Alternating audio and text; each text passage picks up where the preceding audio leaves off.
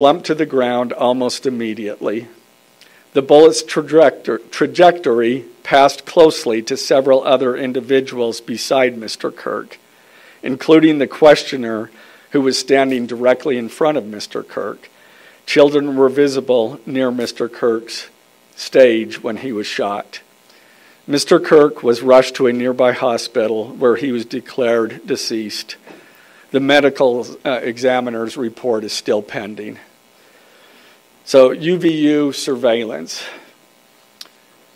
So at the moment of the shot, a UVU police officer was watching the crowd from an elevated vantage point. As soon as he heard the shot, he began to scan the area for threats. Believing the shot came from a rifle because of its sound, he looked for potential sniper positions. He noted a roof area approximately 160 yards away from Mr.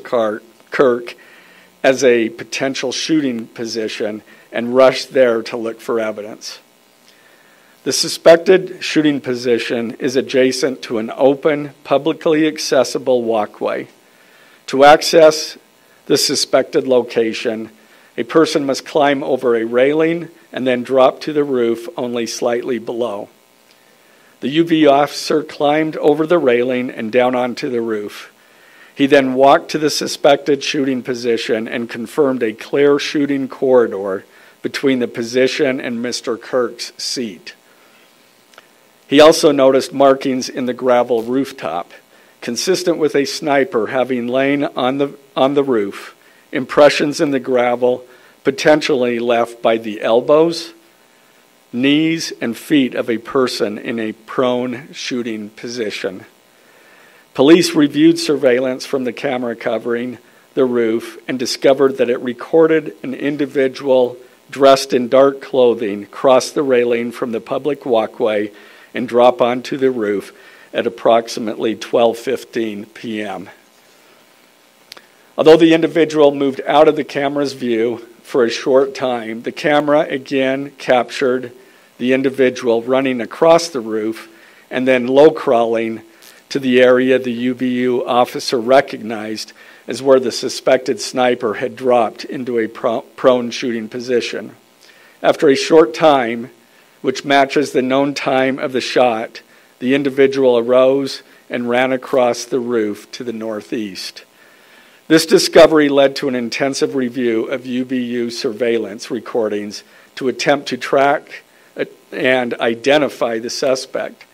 Surveillance revealed the following. At approximately 11:51 a.m., the suspect entered campus from the north. He is seen wearing a black shirt with an American flag in the center, a dark baseball cap, and large sunglasses. Throughout the surveillance, the suspect keeps his head down and rarely raises his head enough to get a clear image of his face. As he proceeds across the campus, he is seen walking with an unusual gait. The suspect walks with very little bending in his right leg, consistent with a rifle being hidden in his pants. This unusual gait continues until the suspect is seen crossing the railway off the open walkway and onto the roof, where he leaves the camera's view. A camera later captures the suspect as he runs across the roof to the suspected shooting position. Immediately after the shot was fired, a camera captures the suspect running across the roof carrying an item whose shape is consistent with a rifle. The suspect is then seen climbing down from the roof. He appears to drop the item he was carrying as he hits the ground in a controlled fall. He then picks up the item and runs toward the northeast end of campus. Expanded crime scene investigation. Law enforcement officers followed the suspect's escape path to the northeast end of campus, where they believe the suspect left campus and entered a wooded area. In that wooded area, investigators found a bolt-action rifle wrapped in a towel. The rifle contained 1 spent round and 3 unspent rounds. This is consistent with the facts officers observed at the time of and immediately after the shootings. No shell casings were found on the roof. suggesting a bolt action rather than an auto-loading weapon, and only a single round was fired. Each round in the rifle contained an etched inscription as follows.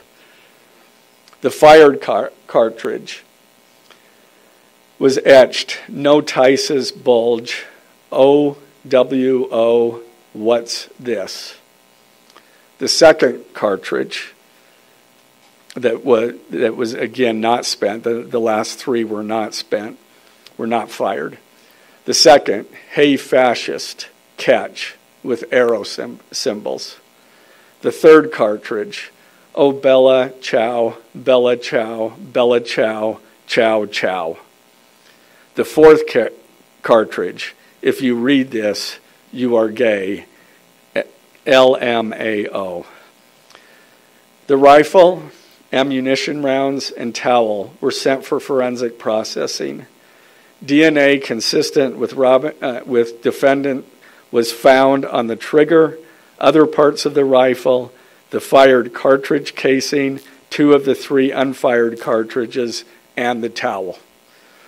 Law enforcement was unable to immediately locate the shooter, so they published photos of the shooter from the UVU surveillance cameras and asked for the public's help to identify him. Meanwhile, law enforcement continued to try to identify the shooter through other means. The Washington County investigation. On the evening of September 11th, 2025, as law enforcement continued their investigation, Tyler James Robinson went to the Washington County Sheriff's Office with his parents and a family friend to turn himself in. Robinson's mother stated that the following to police.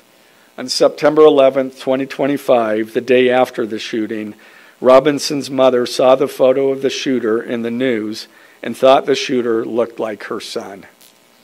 Robinson's mother called her son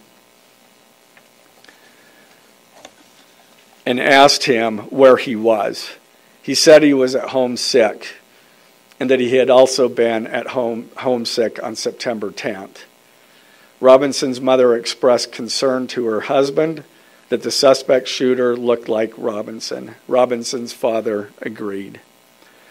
Robinson's mother explained that over the last year or so, Robinson had become more political and had started to lean more to the left, becoming more pro-gay and trans rights oriented.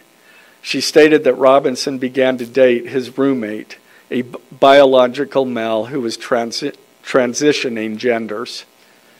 This resulted in several discussions with family members, but especially between Robinson and his father, who have very different political views. In one conversation before the shooting, Robinson mentioned that Charlie Kirk would be holding an event at UVU, which Robinson said was a stupid venue for the event. Robinson accused Kirk of spreading hate. Robinson's father reported that when his wife showed him the surveillance image of the suspected shooter in the news, he agreed that it looked like their son. He also believed that the rifle that police suspected the shooter used matched a rifle that was given to his son as a gift. As a result, Robinson's father contacted his son and asked him to send a photo of the rifle. Robinson did not respond. However, Robinson's father spoke on the phone with Robinson. Robinson implied that he planned to take his own life. Robinson's parents were able to convince him to meet at their home.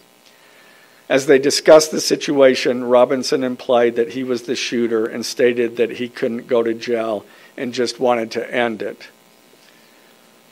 When asked why he did it, Robinson explained there is too much evil and the guy, referring to Charlie Kirk, spreads too much hate. They talked about Robinson turning himself in and convinced Robinson to speak with a family friend who is a retired deputy sheriff. At Robinson's father's request, the family friend met with Robinson and his parents and convinced Robinson to turn himself in. The family friend spoke to police and reported telling Robinson that it would be best if he brought all evidence with him to the sheriff's office to avoid police having to search his parents' home. The friend also asked Robinson if he had any clothes that were related to what he did. Robinson replied that he had disposed of the clothes in different areas. The roommate. Police interviewed Robinson's roommate, a biological male who was involved in a romantic relationship with Robinson. The roommate told police that the roommate received messages from Robinson about the shooting, and he did provide those messages to police. On September 10th, 2025, the roommate received a text message from Robinson which said, "Drop what you're doing. Look under my keyboard." The roommate looked under the keyboard and found a note that stated, quote, "I had the opportunity to take out Charlie Kirk, and I'm going to take it." Police found a photograph of this note. The following text exchange, then took place. After reading the note, the roommate responded, "What? You're joking, right?" Robinson, "I am still okay, my love, but am stuck in Orem for a little while longer yet. Shouldn't be long until I can come home, but I gotta grab my rifle still. To be honest, I had hoped to keep this secret till I died of old age. I am sorry to involve you." Roommate, "You weren't the one who did it, right?" Robinson, I am. I'm sorry." Roommate, "I thought they caught the person." Robinson, "No, they grabbed some crazy old dude, then interrogated someone in similar clothing. I had planned to grab my rifle from my drop point shortly after, but most of that side of town got locked down. It's quiet, almost enough to get out, but there's one vehicle lingering." Roommate, "Why?" Robinson, "Why did I do it?" Roommate, "Yeah." Robinson, "I had enough of his hatred. Some hate can't be negotiated out. If I am able to grab my rifle unseen, I will have left no evidence. Going to attempt to retrieve it again. Hopefully they have moved on. I haven't seen anything about them finding it." Roommate, "How long have you been planning this?" Robinson, "A bit over a week, I believe. I can get close to it, but there is a squad car parked right by it. I think they already swept that spot, but I don't want to chance it." Robinson again, "I'm wishing I had circled back and grabbed it as soon as I got to my vehicle. I'm worried what my old man would do if I didn't bring back Grandpa's rifle. IDEK if it's had a serial number, but it wouldn't trace to me. I worry about prints. I had to leave it in a bush where I changed outfits. Didn't have the ability or time to bring it with. I might have to abandon it and hope they don't find prints. How the F will I explain losing it to my old man? Only thing I left was the rifle wrapped in a towel. Remember how I was engraving bullets? The F in messages are mostly a big meme. If I see notice bulge UWU on Fox News, I might have a stroke all right. I'm going to have to leave it. That really effing sucks. Judging from today, I'd say Grandpa's gun does just fine, IDK. I think that was a $2K scope. Wink, wink. Robinson again. Delete this exchange. Again, Robinson. My dad wants photos of the rifle. He says Grandpa wants to know who has what. The feds released a photo of the rifle, and it is very unique. He's calling me, RN. Not answering. Robinson. Since Trump got into office, my dad has been pretty diehard MAGA.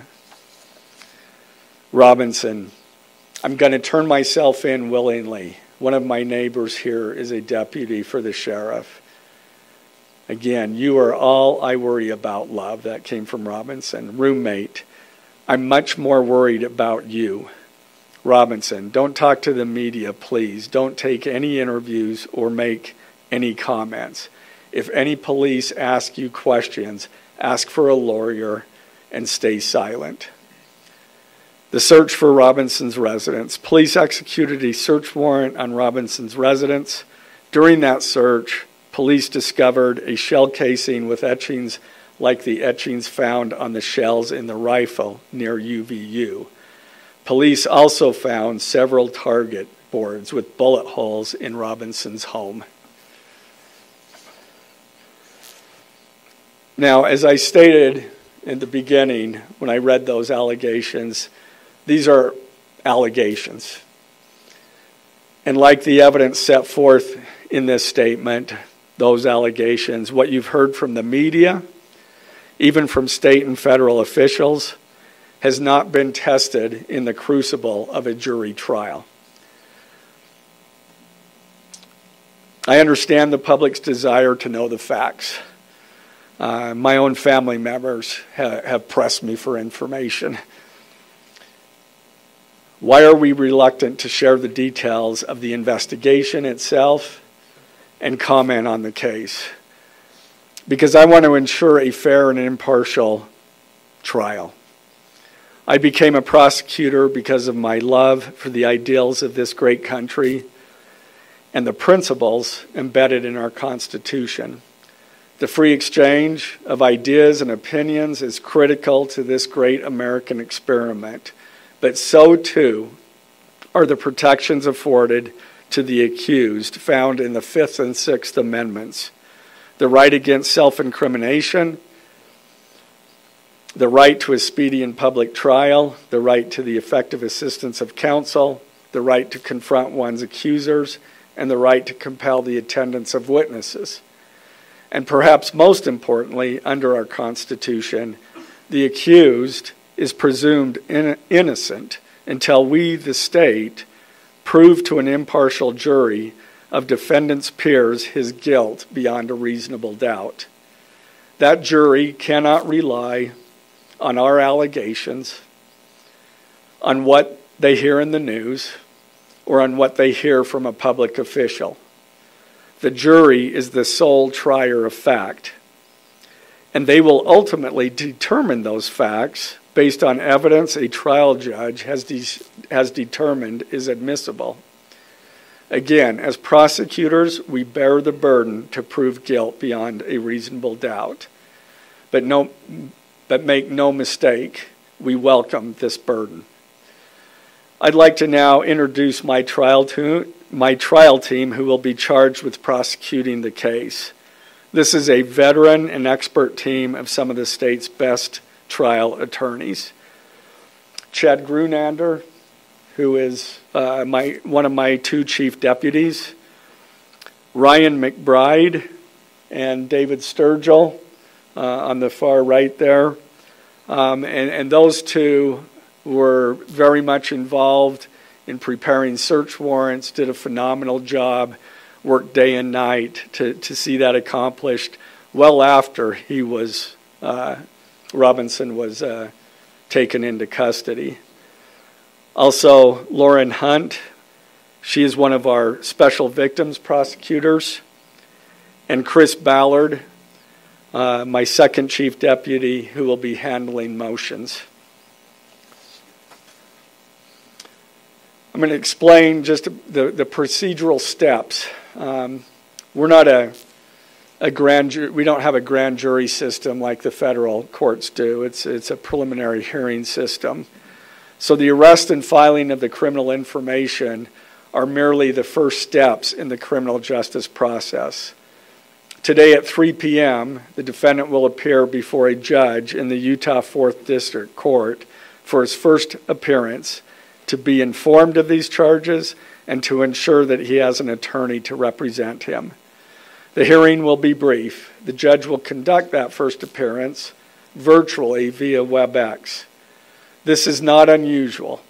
In the 4th District, all felony first appearances for defendants who are in custody are held virtually. A link to that hearing is available for media on the Utah State Courts X account at Utah State Courts. Now, following defendant's first appearance, he will be entitled to a preliminary hearing. At that hearing, the state will be required to show probable cause that defendant committed the crimes. The purpose of the preliminary hearing is not to determine guilt, but simply to assure the court that the prosecution has enough evidence to proceed to trial. If a judge finds probable cause and binds the case over for trial, an arraignment hearing will be held. At that hearing, a judge will again inform defendant of the charges against him and require him to enter a plea to each charge. The next step following the arraignment is an opportunity for the parties to file any relevant motions and then ultimately the trial itself. This case has generated a tremendous amount of interest across our nation and even the world. The public's desire for information is understandable, but it bears reiterating that this case will be tried in a court of law consistent with our Constitution, not the court of public opinion. Thus, we will only discuss the case with the press occasionally. It will not be a day-to-day or even week-to-week occurrence, but we will only do so in a manner as not to jeopardize the fair trial process. Before I conclude, I want to express my appreciation for the tireless work of our local, state, and federal law enforcement officers. They have an extremely difficult, dangerous, and often thankless job. I'm proud to acknowledge the exceptional work they do every day, and particularly their work on this case. It was truly a marvel to witness. Their skilled work and dedication have brought us to this point. I am also grateful for the leadership demonstrated by Bo Mason, the Commissioner of the Utah Department of Public Safety, FBI Special Agent in Charge Rob Bowles, Utah County Sheriff Mike Smith, our local police chiefs, and Felice John Vitti, the acting U.S. Attorney for the District of Utah. I'm also grateful for the support of our Governor, Spencer Cox, and our Attorney General, Derek Brown, who is standing behind me today and has offered his support and resources as we proceed to trial. Finally, I want to thank our Utah County Commissioners, Amelia Powers Gardner, Brandon Gordon, and Skylar Beltran. They too have pledged to assist with the resources needed to successfully prosecute this case. I will now take a few questions. For questions, ladies and gentlemen, just really fast, if you could identify yourself. Carter Evans from CBN News. Okay. Did your investigation uncover any individuals that may have known about this shooting in advance? They are still looking into it. It's an undergoing investigation. So is that a possibility? They haven't ruled that out. Mr. Gray. Ed Lavendera with CNN. The text message that you Just shout it. exchanged with the roommate, can you kind of give us a sense of, did that happen over several hours? Did it happen before? I don't have that information. State Attorney Gray. I know, acknowledging that you made this decision to pursue the death penalty independently, did you hear it all from the Trump administration or Governor Cox's administration as you were working on these charges? I talked to officials from both administrations, but I was not pressured to make a decision. I understood their feelings on it because it was in the news, but we didn't really discuss that. Mr. Gray, the FBI director, sir. Any indication that transgender issues played a role in the motivations for this shooting? I'm going to stick to what I just stated in my public, in our information. I think that is pretty much set forth there. Mr. Gray, Ben Winslow, Fox 13 News. Just asking, are you planning to file additional charges against anyone else in connection?